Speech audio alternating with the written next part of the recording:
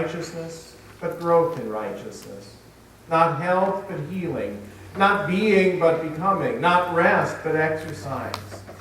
We are not yet what we shall be, but we are growing toward it.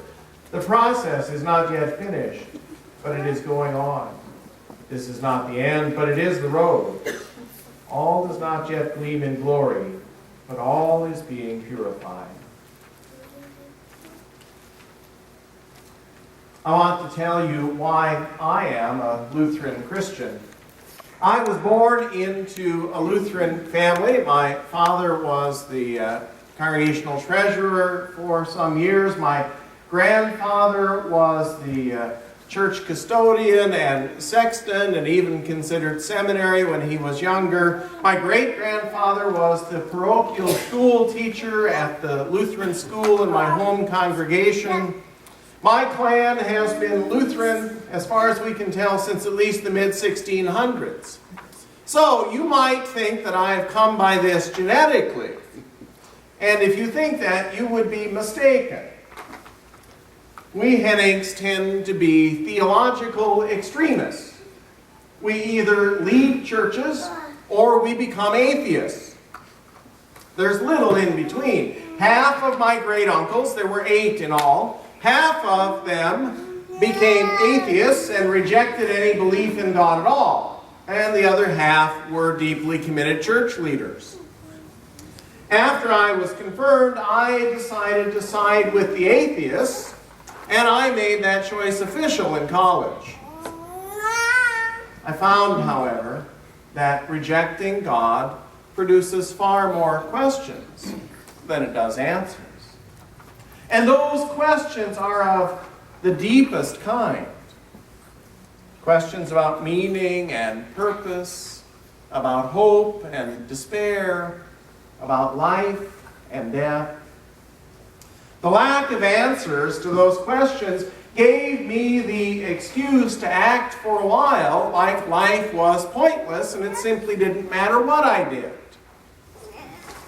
And so I left a swath of selfish destruction in my wake, and the lack of answers took me to the verge of suicide. But that's a story for another time. At the 2012 National Youth Gathering of the ELCA, Pastor Nadia Bolz-Weber spoke. And she spoke for all of us quietly passionate Lutherans. I want to share her words with you. And this video clip is called Lutheran Theology in 90 Seconds.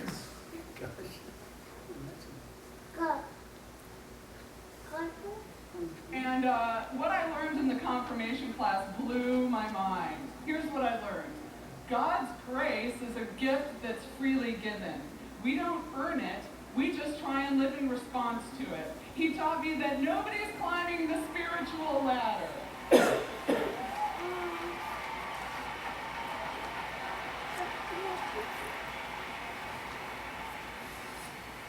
I learned that no one's climbing the spiritual ladder, right? We aren't like continually self-improving like Tide detergent, right? Nobody's just getting better and better and better and better and better. But that God always comes to us and makes us new, and then makes us new again, and then makes us new again. And it's called death and resurrection. And that the relationship we have to God, the movement's always this way. God's always coming to us. We don't make our way to God. And then he said this. He said, we're all simultaneously sinner and saint. 100% of both, all the time. And I thought, oh my gosh, I have an enormous capacity for destruction of myself and other people, but I have an enormous capacity for kindness too. And finally someone explained that to me. So you know why I'm a Lutheran?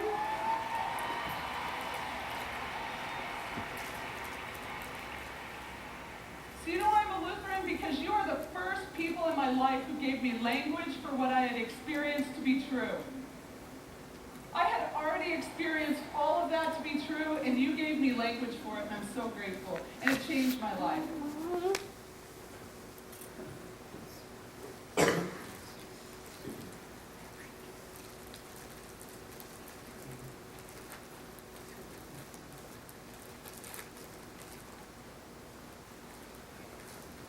God always makes us new, and makes us new again, and makes us new again. God comes to us. Now that was the experience that saved my life as well. Gave me hope. God came to me and Jesus by the power of the Holy Spirit. God did not wait for me to be ready. God did not require me to go looking for God. I was working as hard as I could to look in any other possible direction. God came to me at the lowest point in my life, and that's how the gospel works.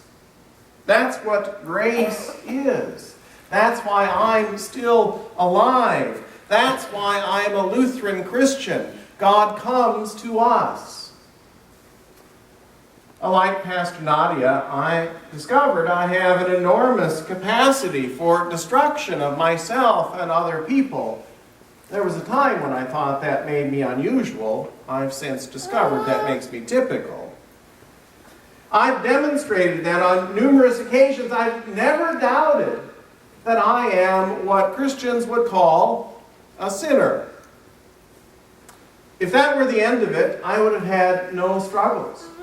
I would have simply continued my destructive path. I was a philosophy major, and they kept talking about the problem of evil. I never found evil to be a problem. I was trying to figure out how in the world anyone could be good. I know that I'm in bondage and cannot free myself. I have no doubt, by the way, that you're in the same condition. But that's not the end of the discussion. God comes to us. An enormous capacity for kindness as well. That's how Pastor Nadia put it. Evil never sings a solo. Sin never has the last word. There is something else at work in us. There is this love that will not let us go. There is this mercy that never stops forgiving. There is this hope that will not disappoint. There is this God who would rather die than live without you. The Holy Spirit drove me from the depths of despair to the foot of the cross. God comes to us. I'm a Lutheran, says Pastor Nadia Bowles-Weber, because you are the first people in my life who gave me a language for what I experienced to be true.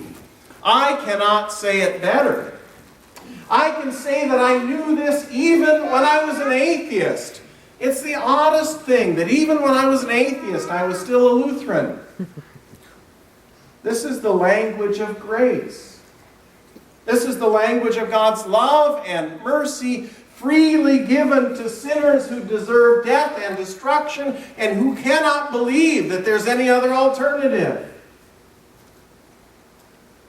And the only way to respond to that gift is with trust. Martin Luther says it best, I think. Faith, he writes, faith is a living, daring confidence in God's grace, so sure and certain that one could stake one's life on it 1,000 times. I am a Lutheran Christian because I cannot live in fear. I can only live in faith. God comes to us. Now, we sinners, we want to tame God.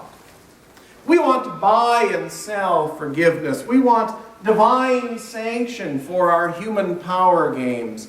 We want God always to come in second place to self, if at all. Luther called that the worship of idols. God will not be tamed or caged or managed. God will not conform to our specifications. God will not ratify our self-deception. God is wild and free, adventurous and unpredictable, gracious and merciful. And if we try to put God in a box of our own making, there's going to be an explosion. And that explosion will be in the shape of a cross. And that explosion will kill me. It killed me, and then it made me alive again. I am a Lutheran Christian because I know Jesus' death and resurrection personally and intimately. One becomes a theologian, Luther said. One becomes a theologian by living, by dying, and by being damned, not by understanding, reading, and speculation. It takes a lifetime to learn how to be a Lutheran Christian. In fact, it takes death and resurrection to learn how to be a Lutheran Christian. God comes to us. I'm a Lutheran because this tradition tells the truth about sin and salvation, about law and grace, about death and life. I am a Lutheran because this tradition gives me hope with God in the midst of despair. I am a Lutheran because this tradition sets me free to love God fully and to love my neighbor as myself. I am a Lutheran because this tradition calls me to trust God completely, wildly, with abandon, with courage and confidence and conviction. I'm a Lutheran Christian. What about you? Let's pray. God of grace and mercy, send your Holy Spirit to the darkest places in our hearts and bring your light to the places where we are in bondage to give us freedom, to every moment of despair to give us hope. We pray this in Jesus' name.